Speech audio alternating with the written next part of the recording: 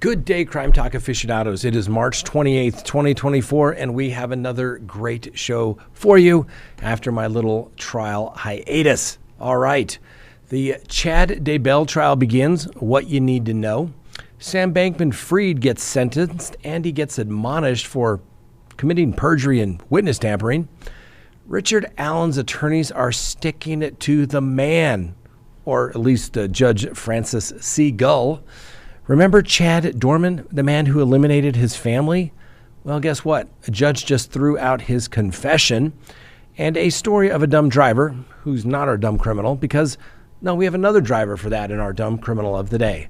Let's talk about it. Hi, lawyer.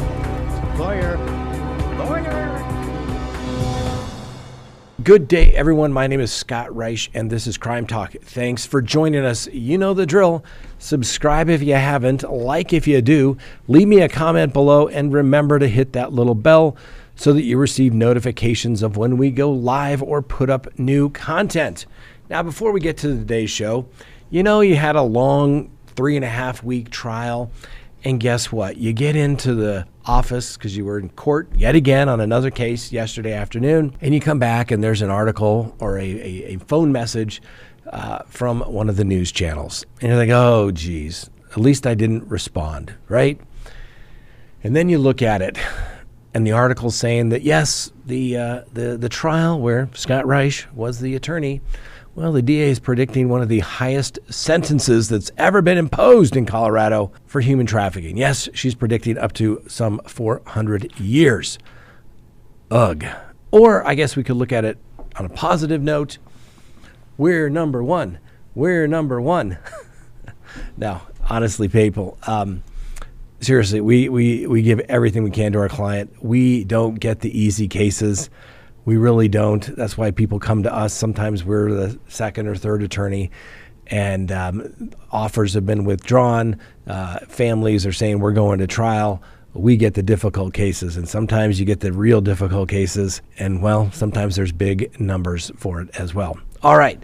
But while we were gone, been streaming a lot of trials, so I hope you've enjoyed that. And I want to talk about quickly the one trial that we're streaming right now. We've got more coming. Obviously, Chad Daybell is coming up. But the one that we're doing is the Arizona rancher, this guy by the name of George Kelly. This guy is 75 years old, and he's charged with second-degree murder in the killing of a man he encountered on his property outside of Nogales, Arizona.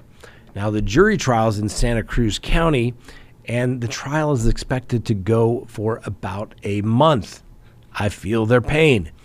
Anyway, Mr. Kelly, 75, had rejected the plea deal that would have reduced the charge to one count of negligent homicide if he, in fact, had pled guilty.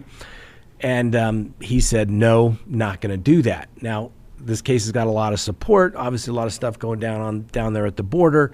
Sides have been picked, so to speak.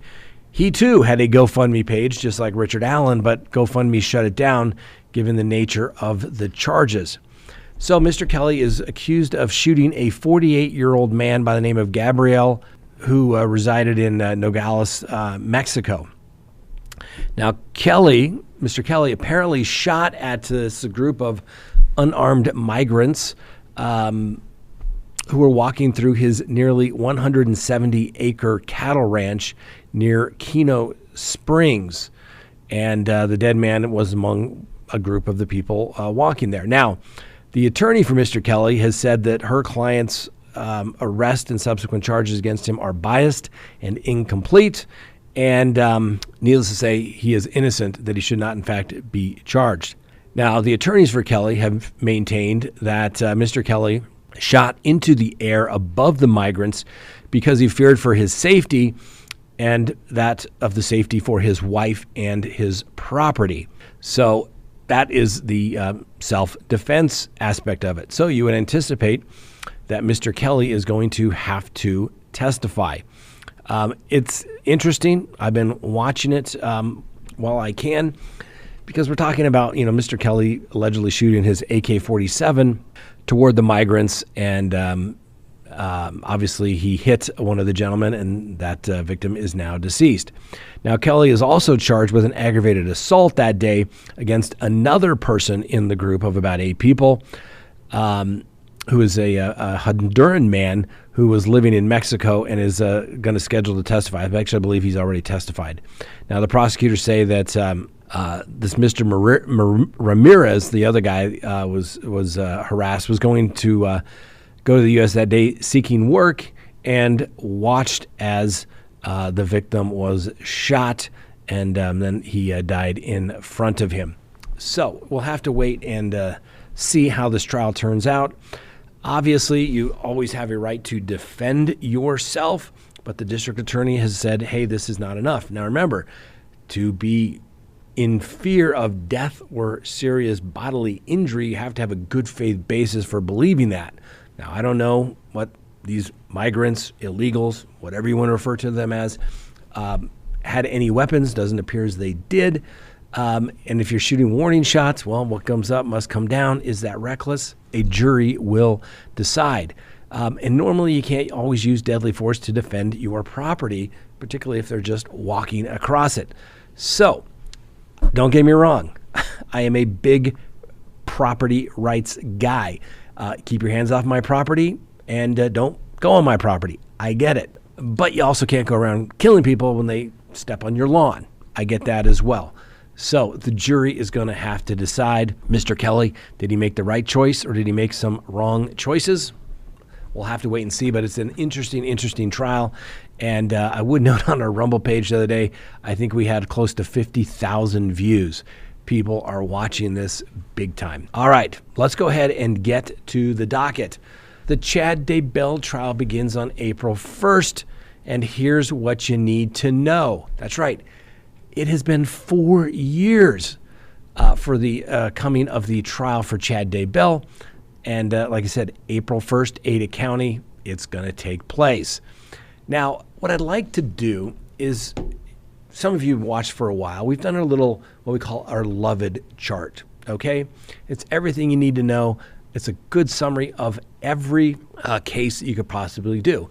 Loved means location, where did it take place? O is the offense. I, identification, who's going to come in and say that's the person that did it? And then you have date and time. So let me give you a quick loved for the Chad Daybell case. All right, so Chad Daybell is on trial for first-degree murder, conspiracy to commit first-degree murder, and insurance fraud. So let's give you the L, the location. Tammy Daybell died in her home in Salem, Idaho, and the remains of Tylee and JJ were found buried on Chad Daybell's property in June of 2020. Now you may say, well, geez, isn't there information that maybe Tylee or JJ weren't killed at that property? Yes, but remember, one can be prosecuted for a murder where A, the murder took place, or B, where the remains were located. O, the offense. Chad Daybell was indicted by the grand jury in May of 2021, and he's got charges of first-degree murder for the death of Tammy Daybell, his then wife, first-degree murder for the death of Tylee Ryan, the son of Lori Vallow, his new wife that he married just a couple of weeks after Tammy passed away. Chad Daybell has charges of first-degree murder for the death of J.J. Vallow, conspiracy to commit first-degree murder for Tammy Daybell, conspiracy to commit first-degree murder, and grand theft by deception for the death of Tylee Ryan, which is basically taking her Social Security funds, not canceling them, and taking the money. And then conspiracy to commit first-degree murder and grand theft by deception for the death of J.J. Vallow, same thing. And then insurance fraud as it relates to the wife, Tammy. The victims, obviously the victims, Tylee Ryan, J.J. Vallow, and Tammy Daybell. Identification. Who's going to come in and say Chad Daybell is the bad man that is responsible for the death of Tammy, JJ, and Tylee? We have no real eyewitnesses. Even the prosecution believes that it was Alex Cox, Lori Vallow's brother, that did this. We have some people with some circumstantial evidence that say they saw JJ come into the apartment. Chad was there sometimes, not other times, etc. So how are they going to prove? Who is going to ID them as saying that's the bad man that killed them? Well, first, it's going to be the defendant's own words. Conspiracy is the key. Look out during the trial for statements in furtherance of a conspiracy. All those statements of dark energy, the kids need to go, they're evil, all that kind of stuff, it's coming in. They have no witness, no participant in that. So if those statements were made in furtherance of the conspiracy, they're non-hearsay as long as the prosecution has proven that a conspiracy exists, and therefore those statements will in fact come in if they're in furtherance of the conspiracy. Furtherance, that's the key word. And then we're going to have the evidence that the police found the bodies of JJ and Tylee buried at Chad Daybell's property. Now, certainly when that happens, you've got some explaining to do. How did that get there? What are the odds that your now wife's missing children that everybody's been searching for just happened to be on your property? Some circumstantial evidence there certainly make you think that that would the case, that you were involved in some way. So the defendant's own statements as well as the physical evidence is going to speak against the killers in this case. Now, obviously, the date and time, Tylee Ryland was believed to have been killed on September 9th of 2019, and JJ Vallow died on or about September 23rd of 2019, and Tammy Daybell died on October 19th of 2019 in her home there in Salem, Idaho. And like I said, the remains of JJ and Tylee, they were found on June 9th of 2020. Now, you may say, wow, Scott, that LOVID system, LOVID, good summary. That's really what everything has to be proven in a criminal case, right? Location, was that then and isn't now in the state of Idaho, right? District court, general jurisdiction. What are the elements of the offense? That there was a conspiracy to cause the death of another. In this case, JJ, Tylee, and Tammy, who are the victims. You got to be able to show that they were living, and now they're deceased. The identification. No one to come in and say they did it. Lori Vallow's not going to come in and say, Chad Daybell did this. So they have to use this evidence of the defendant's own words or statements against them to do that, as well as the physical evidence to show that they are the ones responsible for the deaths of these three people. And then date and time. They have to show the date that that's what it took place. That's the basic information in any charging document, ladies and gentlemen. And that's what the prosecution is going to have to prove. So jot that down, and you will be able to have a quick cheat sheet, and you can say, oh, they proved that, they proved that, they proved that. So here's what you also need to know. The Idaho court is allowing the trial to be live streamed, and the court is going to use their own camera and equipment. And guess what? CrimeTalk will carry the feed every day the court is in session, and you can watch it on all of your favorite CrimeTalk channels, which include YouTube, Rumble, Facebook, Roku, and Twitch. Now, so please subscribe on any of the channels that you're watching so that you get notifications of when the court goes live. We're going to bring you it. We have the technology, ladies and gentlemen. We can bring you now multiple trials at any given time. All right, next on the docket, Sam Bankman-Fried. Oh, don't you just feel sorry for this guy? No, not really.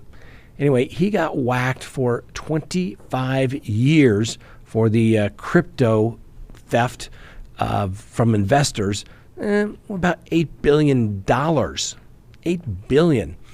So he stated that a lot of people feel really let down, and they were let down. And I'm sorry about that, he stated, old Sam Bankman-Fried. And he is sorry as to anything that happened at every stage. And he says there are things that he should have done that he didn't do. Anyway, the Judge Lewis Kaplan there in the U.S. District Court in the Southern District in New York had no sympathy for him whatsoever, other than he only gave him 25 years.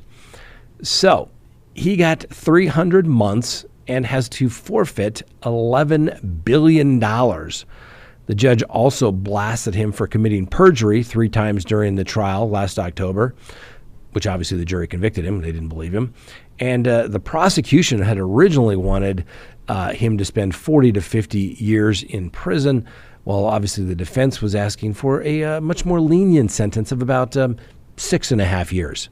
Well, the judge was very quick to bash Bankman-Fried during the hearing and noted that the fraudster committed perjury multiple times during a trial that saw him convicted of all counts. He also called Sam Bankman-Fried simply a thief who is not entitled to a lighter sentence. And the judge said that claims that investors could get all their money back because the price of crypto has gone back up, the judge said it makes no difference that cryptocurrencies had gone up in value since FTX went bankrupt back in November of 2022. This, in part, makes it likelier that FTX victims could be repaid in full through the bankruptcy process. He says the fact that a combination of success in some of those investments, persistence by the current leadership of the FTX bankruptcy estate in clawing back assets and fortuitous but radical run-up in the value of some cryptocurrencies might result in benefit to some creditors, but it bears no logical reaction to the gravity of the crime that was committed. The judge then assessed his view of the case that cost investors $1.7 billion.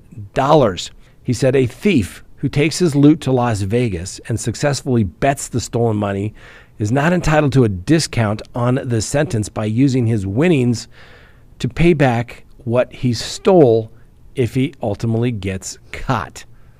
So you know how the judge feels about old SBF. The judge noted that Mr. Bankman-Fried perjured himself 3 times during the trial and that the felon committed witness tampering as well. We'll see if the appellate courts uphold this. I think they will. It just didn't strike me as a case where they're saying, it was a big mistake. Wire fraud's pretty simple. When you take other people's money, you have to only use it for what you said you were going to use it for. And the judge's analogy is correct. Like I said, if I steal your car without taking your car without your permission, and I bring it back and say, hey, you know what? I gassed it up. I even washed it for you. Guess what? I still took your car without permission. It may be mitigation that I brought it back to you in better condition, but it doesn't excuse the underlying crime. And that's basically what the judge said here. Next, Richard Allen. His attorneys are sticking it to the man, or at least Judge Francis C. Gull. That's right. The attorneys involved in the defense of the accused Delphi murder suspect Richard Allen have turned to crowdfunding that we talked about yesterday to pay for his expert witnesses after the defense attorneys claim the judge has refused multiple requests for funds for expert witnesses. Now, the Pay It To site, which went live on Tuesday, has now, and I checked just prior to preparing this video, is over $18,000, and they're close to their goal of $25,000. Now, this is a little weird, but maybe this is obviously a new trend. Legal people have always had legal defense funds, but to get them to pay for all your experts so specifically, I don't think I can recall ever seeing that. Now, Richard Allen, as most of you know, is facing charges in connection with the February 2017 slaying of Abigail Williams, Liberty Libby German, whose bodies were discovered in a wooded area just off the Delphi Historic Trail System. Now, Williams and German had vanished while walking the Monon High Bridge Trail near Delphi, Indiana, back in February of 2017. The trail goes along an abandoned stretch that was once the Monon Railroad and crosses an old trestle over a small river or creek. Now, the girls were found dead the next day in the area near the trestle, and their deaths were determined to, in fact, be a homicide. So the public donations are being solicited to make the case a fair fight, according to the attorneys. Why? Because they say the Judge Francis C. Gull, not making that up, ladies and gentlemen, has been denying the defense team's request for funds and reimbursement, according to a defense attorney. who represents the attorneys, Bradley, Rossi, and Andrew Baldwin, in their contempt of court case that they face in front of the same judge. So the attorneys have said that 100% of the funds will go towards paying for experts to consult and or ultimately testify in court, and it won't go to the attorneys because, right, they're getting paid by the state.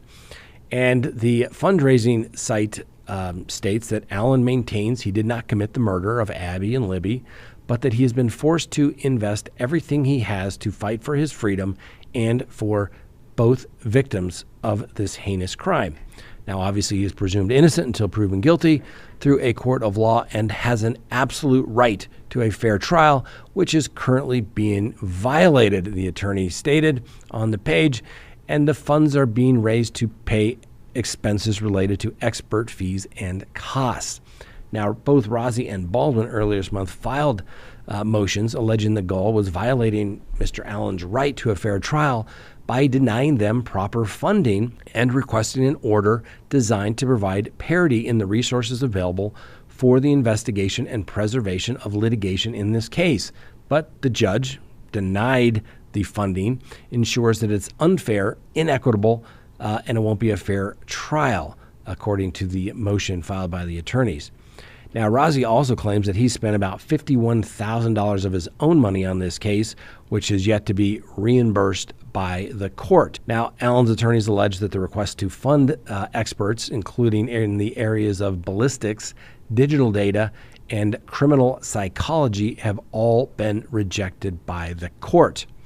In contrast, the attorneys also emphasized that the state has nearly limitless resources at its disposal, and the county prosecutor has given himself, his chief deputy, and his secretary raises due to the workload on their case. Remember, ladies and gentlemen, the attorneys for Richard Allen are court-appointed attorneys. The public defenders had a conflict. They appointed two private attorneys. They're experienced. They know what they're doing. Obviously, there's been a lot of motions practiced in front of this judge. Judge C. Gull hates these two attorneys, and she's going to do everything she can to sabotage the case. That is my opinion. Obviously, we don't have complete access to all of the judge's rationale as to why she can do that.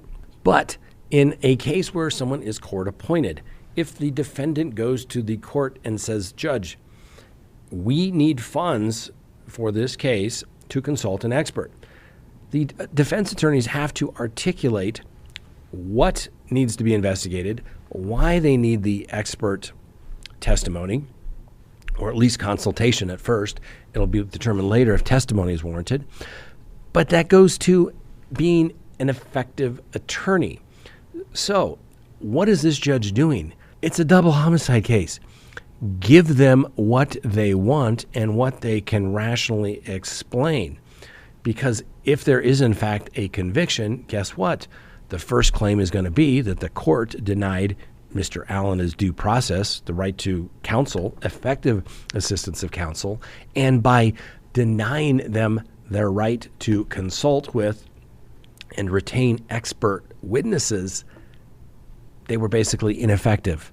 And do you think these two attorneys will say, I was ineffective? Yes, I think they would. So I don't know what the judge is doing. Now, yes, the state always has unlimited funds. They do. When it says the people of the state of blank versus the defendant, they mean all of the resources that come with it.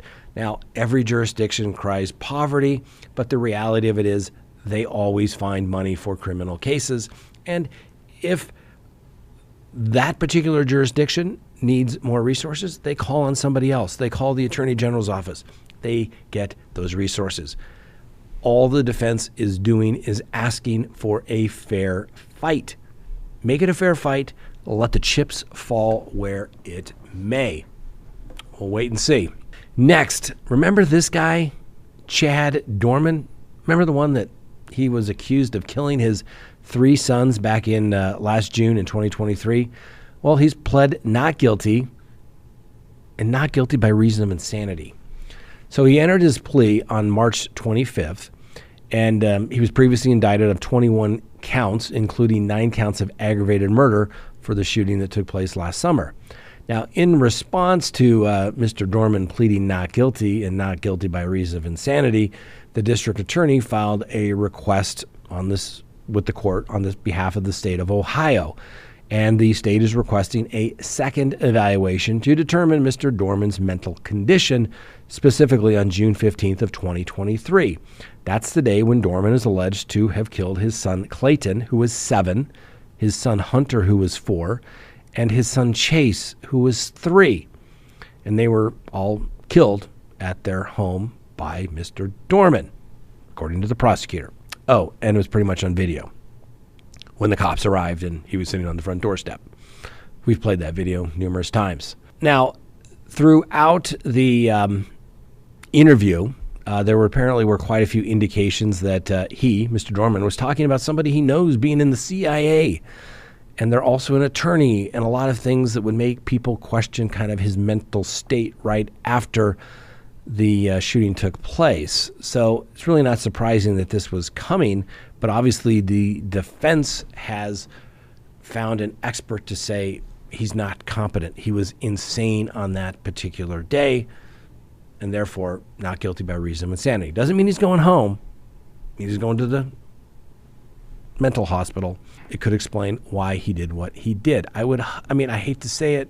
It's a horrific thing, but you would have to say, my God, you would have to be crazy to kill those 3 kids. Well, Mr. Dorman also got another win last week when the judge overseeing his case, Judge Richard Fernick, ruled that the Claremont County Sheriff's Office had violated Mr. Dorman's rights not once, but twice. When first, they failed to advise him of his Miranda rights before they began interrogating him, and when the detectives continued to question him after he said he wanted an attorney. So the court ruled that the prosecution cannot use those statements or audio or video recordings from Mr. Dorman's interrogation. The judge's decision specifically states the defendant's Miranda rights were violated after the defendant unequivocally and unambiguously invoked his right to counsel when he told Detective Ross, "I'll wait for a lawyer.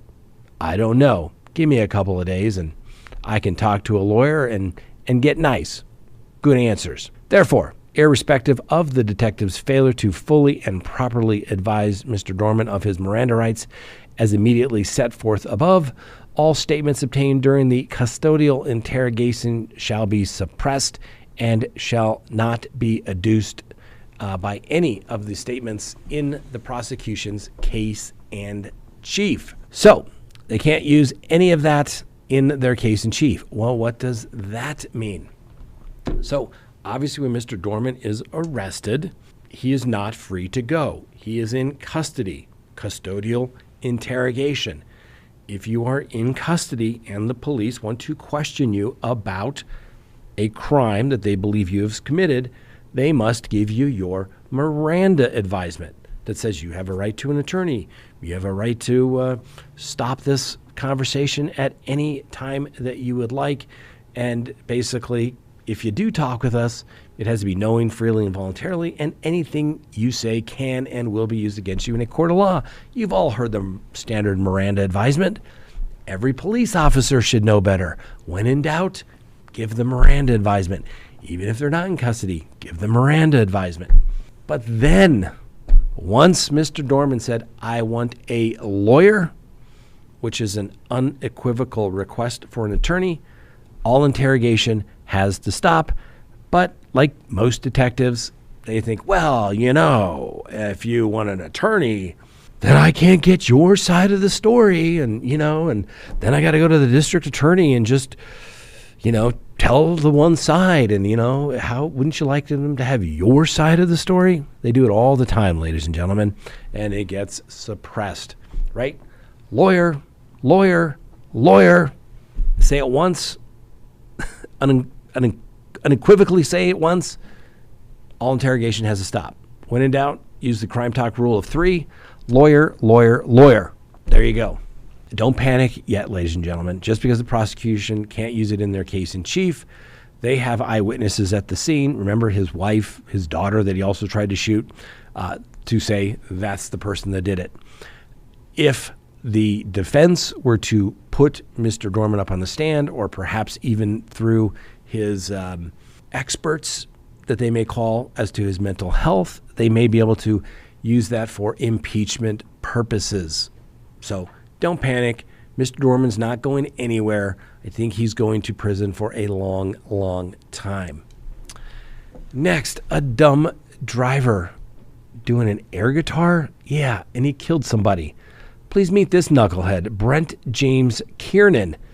Well, he was arrested on Thursday and charged with one count of criminal vehicular homicide after he was operating a motor vehicle in a grossly negligent manner that resulted in the death of an innocent 61-year-old man by the name of Justin McNeil. Now, police with the Moose Lake Police Department and the deputies at the Carlton County Sheriff's Office and troopers from the Minnesota State Patrol responded to a call for a driver striking and killing an adult on a Minnesota highway, which is about 100 miles north of Minneapolis, where this took place. Police arrive on scene. First responders learned that McNeil had left a nearby Dollar General store and was walking on the shoulder of the highway with his items that he had purchased. Then the police learned that Mr. Kiernan was driving northbound on the road, veered onto the shoulder, rammed into Mr. McNeil, where Mr. McNeil was pronounced dead at the scene. Well, the police, doing a thorough investigation, were able to determine that there were tracks on the highway, and it showed that Kiernan's vehicle went off the road and onto the shoulder, where he in fact struck McNeil. Well, Mr. Kiernan explained to the police that he was listening to some radio when a really good song began playing, and it prompted him to do his air guitar. And then guess what? When suddenly his vehicle's airbags deployed, according to the defendant, Mr. Kiernan. Now, the defendant also made a statement that he was, well, maybe looking down and jamming out a bit. And the next thing you know, he just hit somebody. These things happen. I mean, when you're playing air guitar, I forgot. I mean, what's the problem here, officer? Is there a problem? Well, guess what? The police continue to do a thorough examination. They say, hey, let's do a PBT, a portable breath test for Mr. Kiernan, and guess what? It came back as a .06, a little below the .08, but guess what? They took blood, and we'll see if it comes back a little higher. We'll have to wait and see. Anyway, Mr. Kiernan now faces up to 10 years in prison. I wonder if that good song was worth the jam. Man, I don't think so. And then finally, our dumb criminal of the day. A man in Georgia was arrested for stealing a 75,000-pound front loader and taking it on a wild police chase before being stopped by, wait for it, another front loader. That's right, ladies and gentlemen. A bad man with a front loader is only stopped by another good man with a front loader. Remember that. Anyway, the man allegedly stole the front loader from a waste management facility and was stopped by an employee who was able to track him down with another front loader, and they used that to flip the runaway front loader's vehicle. Anyway, Mr. Eddie Sanchez has been identified as the man, and he's been arrested and charged with the criminal trespass and reckless driving. Fortunately, nobody was injured. Apparently, no good jams on the radio, but hey, check out this video. All right, that's all we have for you today, ladies and gentlemen. Thanks for watching. I hope you're happy to have me back. I'm happy to be back. I missed you. Anyway, thanks for watching. We'll see you next time. And remember, yes, the Constitution matters.